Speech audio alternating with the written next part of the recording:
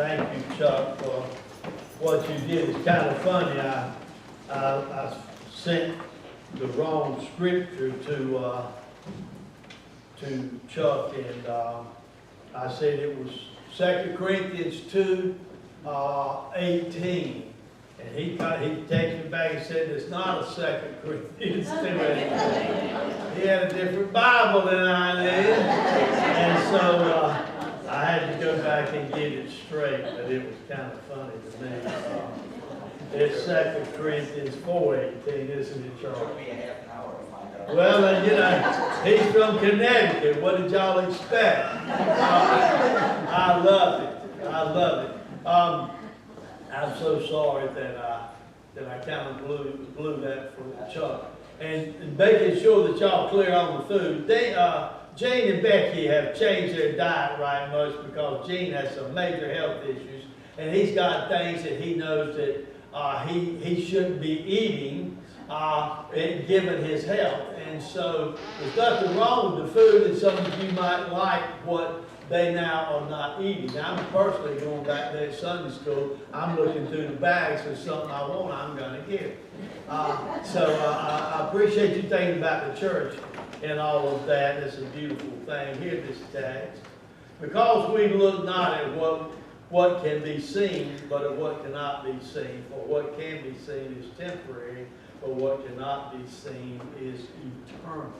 I will read that text more than once to you. May God bless its reading and hearing. Let us pray. Holy God, we're back and we're in the building. I'm seeing faces I haven't seen in church in a while, and they're back because they missed us and we missed them. And now we're coming back together more and more. And then Gay gets up. She's ready to fry chicken. She's good for something. And I just pray that you will use all of us as a means of grace to get it done. And for those of us who are striking out and hitting grounders to the pitcher who once hit long balls, let us refocus. Let us find new ways to serve and be your servants. In Jesus' holy name I pray. Amen. All right. I think about that. My grandson is a good baseball player. While we were gone, we saw him play a couple of ball games. And I saw him do some of the same things I was sharing with Shelby and with Asbury. He hit a triple over the center fielder's head, hit a long fly all the way out to the warning track, and the guy caught it. The next time he come up, he struck out. And then another time, he hit a grounder. They got the guy at second. He can run fast, and so he made it to first. And I saw him being all over the map. And I would text my daughter, but in this case, I was sitting with her. And whenever he wasn't hitting good in a game, the second game he got on several times because they bobbled a ball, he hit or something, but he never even got a hit. I looked at her and I said, he needs to go to the batting cage. And she said, you're right. I said, I'll pay for it. Y'all take it. And because I want my grandson, Will, to realize his potential as a baseball player, it's very important to me that he does that. And when he's focusing on the ball, they even bring him up to Pete's Run at the varsity game after the JV game, and he's just a freshman because they see the potential in him. And there's nothing worse than seeing the potential in somebody for anything and them not be able to realize that potential. But sometimes we can focus so hard, we need to kind of look away. Now, I've talked to y'all before, and I don't want to bore you with it, but I will make another important observation. I play golf. I'm not a good golfer, but one of the things you're supposed to do when you're hitting a drive, you got a golf ball sitting there on a tee, and you're supposed to be looking like Chesson Hadley's been doing great this weekend. You're supposed to look at the back of that ball. And sometimes whenever I'm about ready to hit, all of a sudden it's like my eyes cross. I can't focus for a second. So what I do is, see this right here? It ain't funny. And so I look away a little bit, and then I look back, and I'm able to see it really good. And I know if I take my eye off that ball, and I just swing, I'll either miss it, I'll hit it on the top, I'll hit the ground or whatever. But for me to hit a decent ball, one of the keys is look at the back of that ball. Come back with that club and look at the back of that ball and hit it. I want Will standing there with his bat to watch that ball come in. And I know Teddy Williams was one of the few that ever saw the ball hit the bat, but that was Ted, and he was great. I want you to know that sometimes we have to glance away a little bit to come back to a better moment. And there's nothing wrong with that. Sometimes we have to look away and look at ourselves and look at what's going on. But I want you to know that when you keep your eyes focused on what is in the distance, it keeps your eyes focused on what is very close. And I think that to be very, very important. Okay, today we need to not lose heart about things.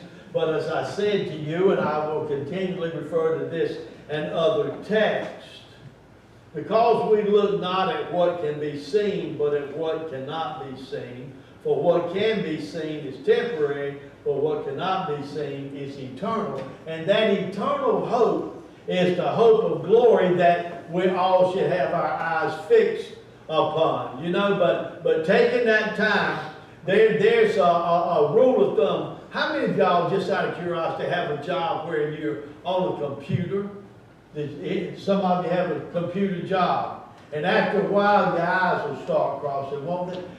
There's supposedly a proven thing, and y'all can let me know if it works for you.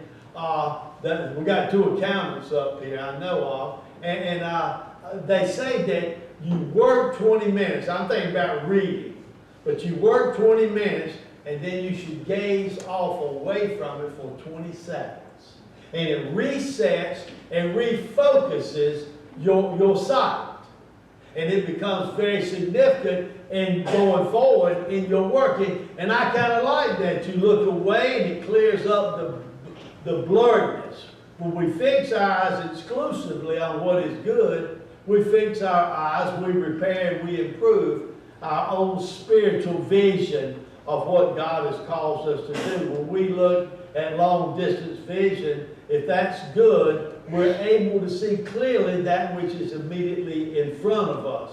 And I'm generally talking about our problems, our concerns, and we're able to more exclusively tend to the task at hand. So today, I want us to do what Shelby's, if I can live long enough to stay here just a little bit longer, Shelby will going to take my road. We got a great seamstress.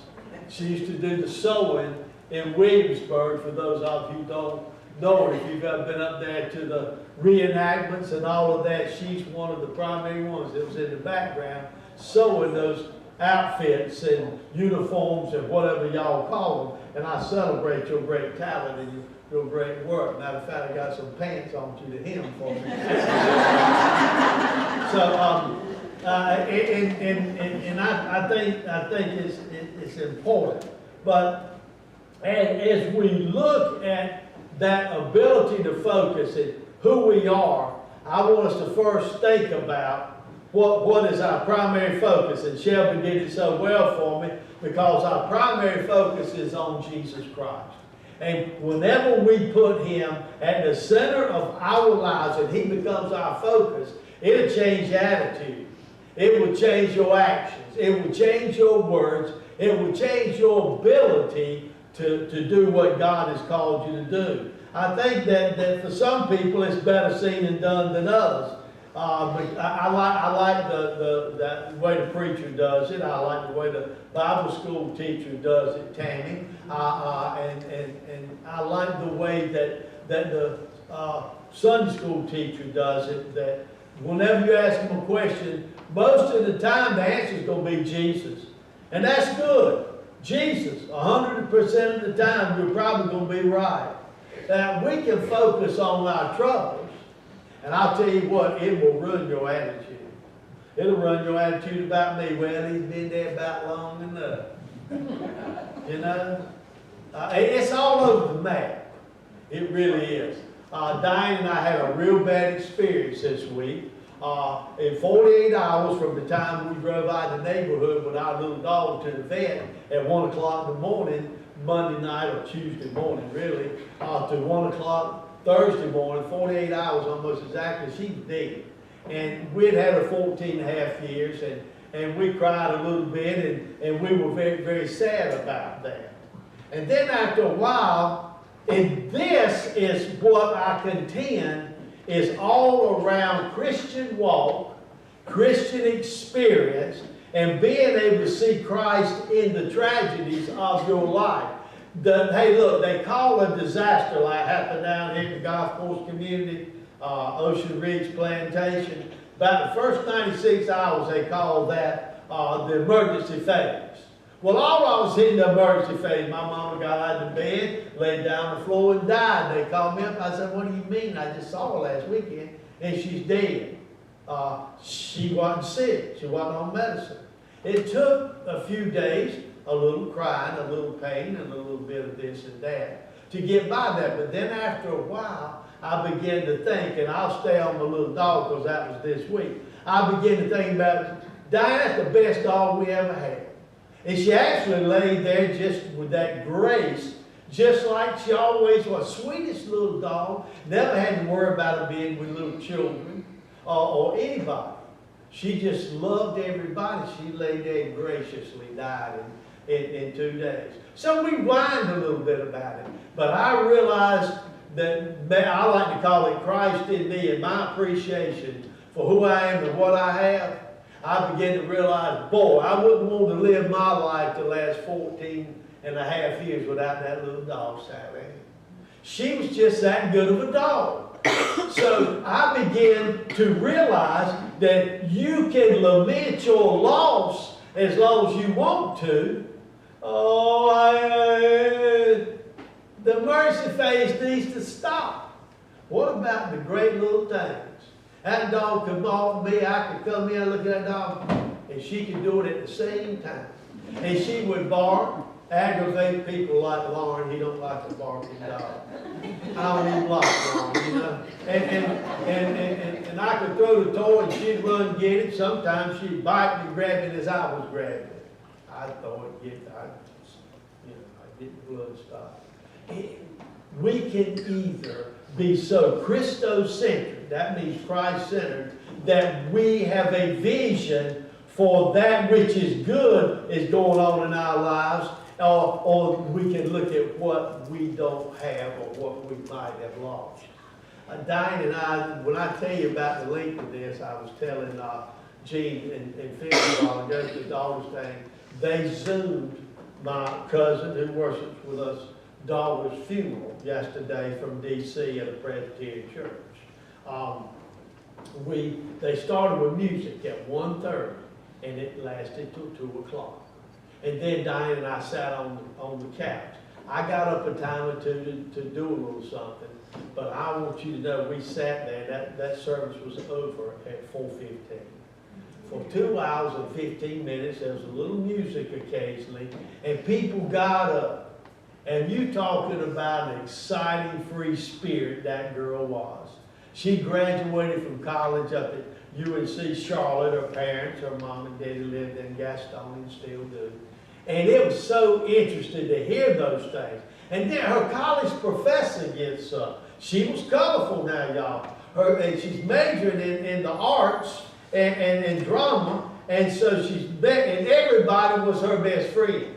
And people kept saying she was my best friend. She was everybody's best friend.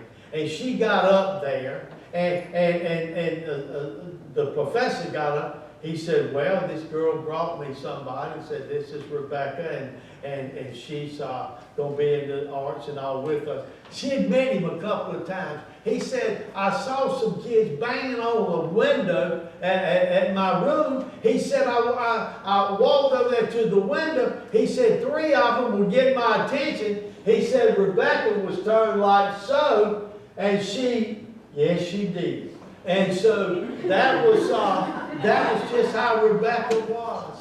A free spirit, full of life, and we heard other such things.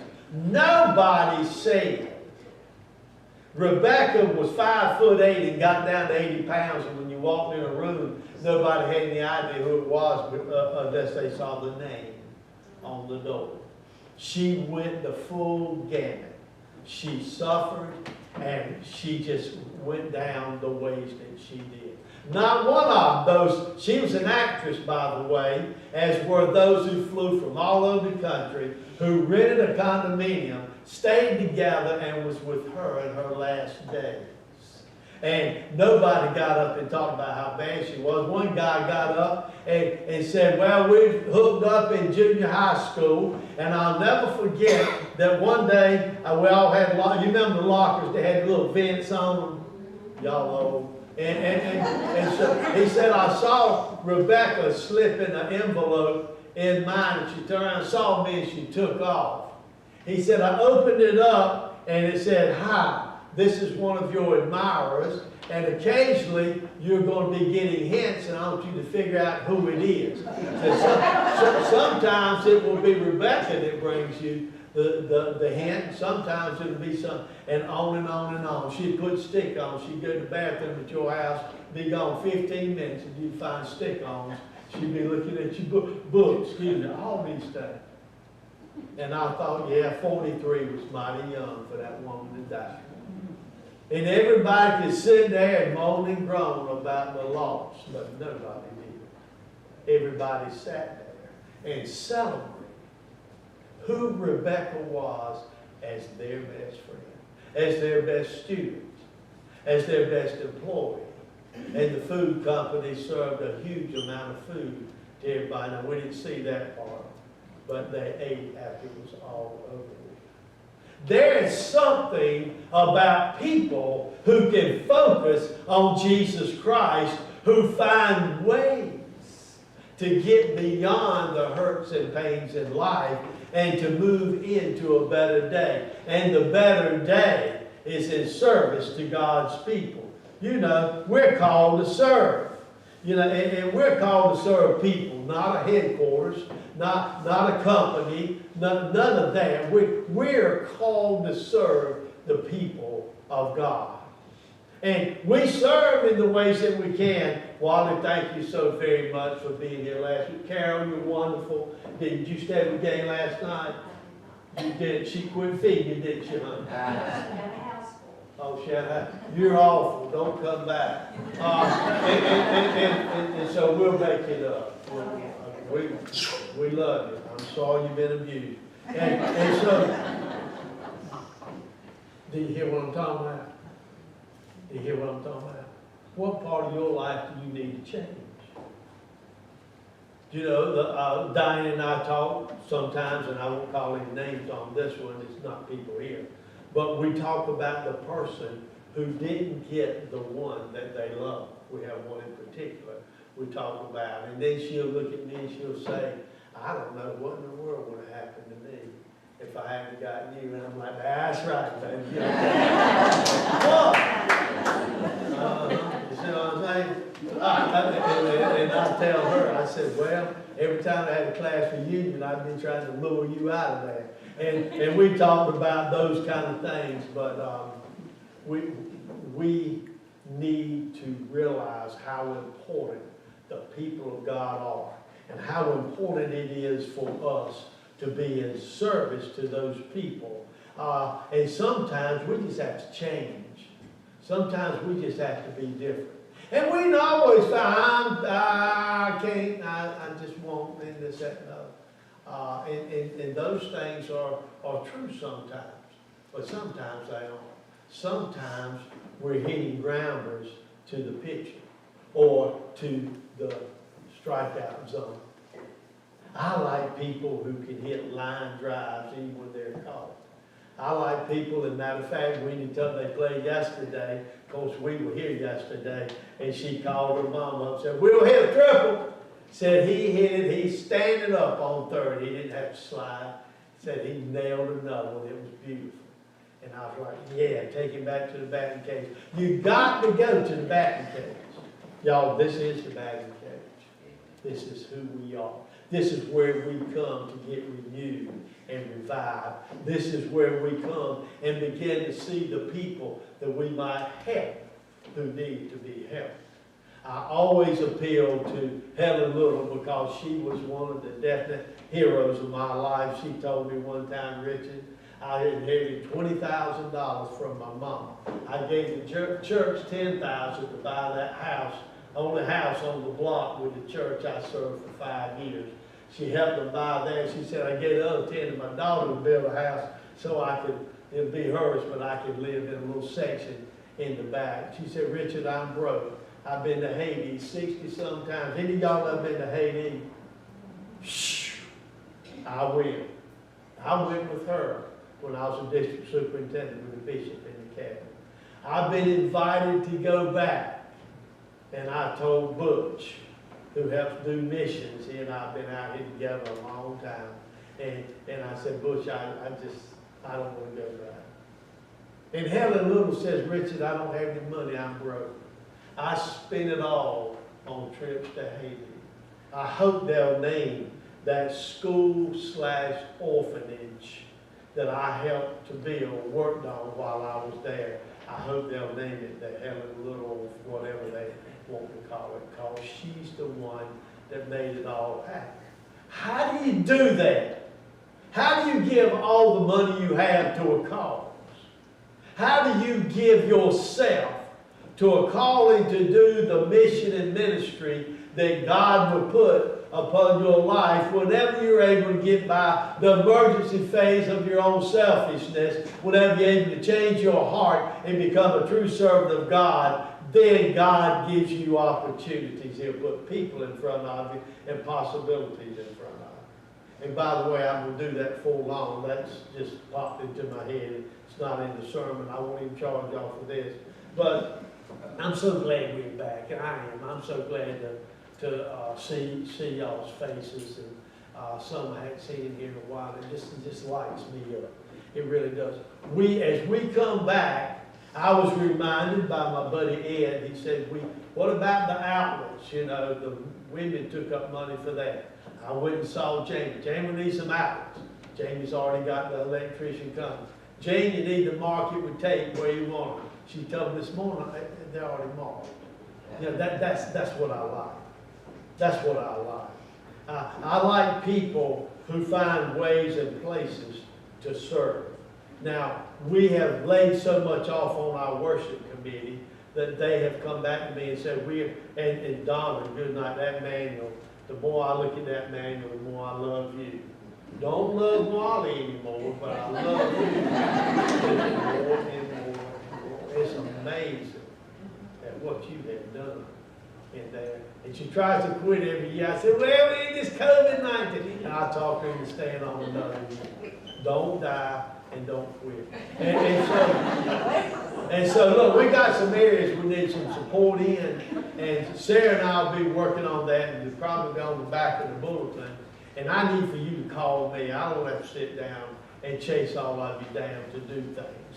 I'm going to be putting them out there, and we're going to have this nurturing committee at the suggestion of Donna and the worship committee, and they're right, and so you're going to have a chance. You don't have to be a member to do this. I've got Andy big and strong. I'm ugly to him. He still comes.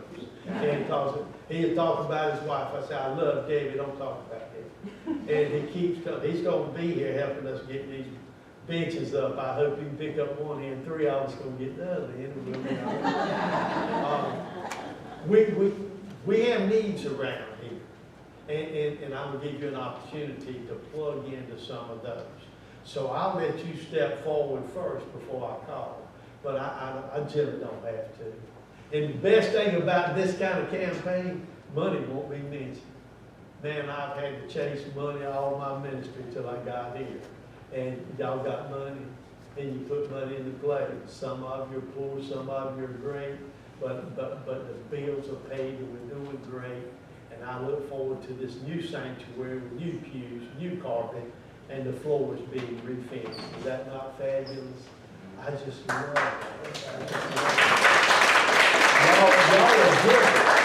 Y'all are givers in doing so much that way. So you want anything on this one about money, we good.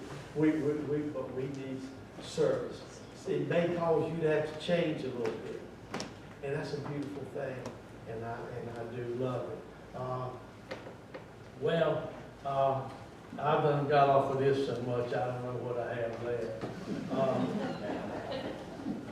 Y'all get anything out of it? Stand up, let's sing.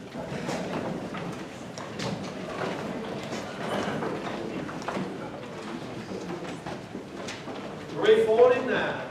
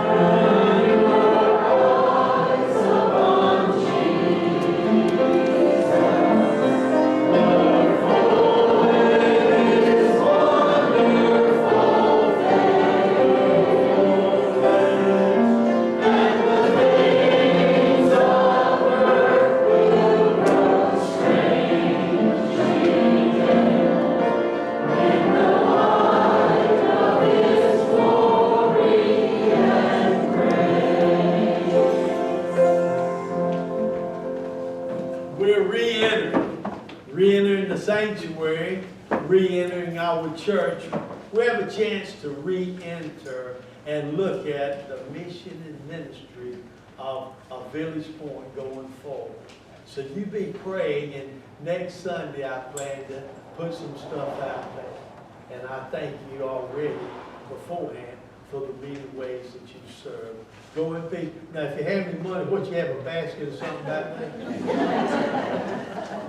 Get what you need, leave the rest of them.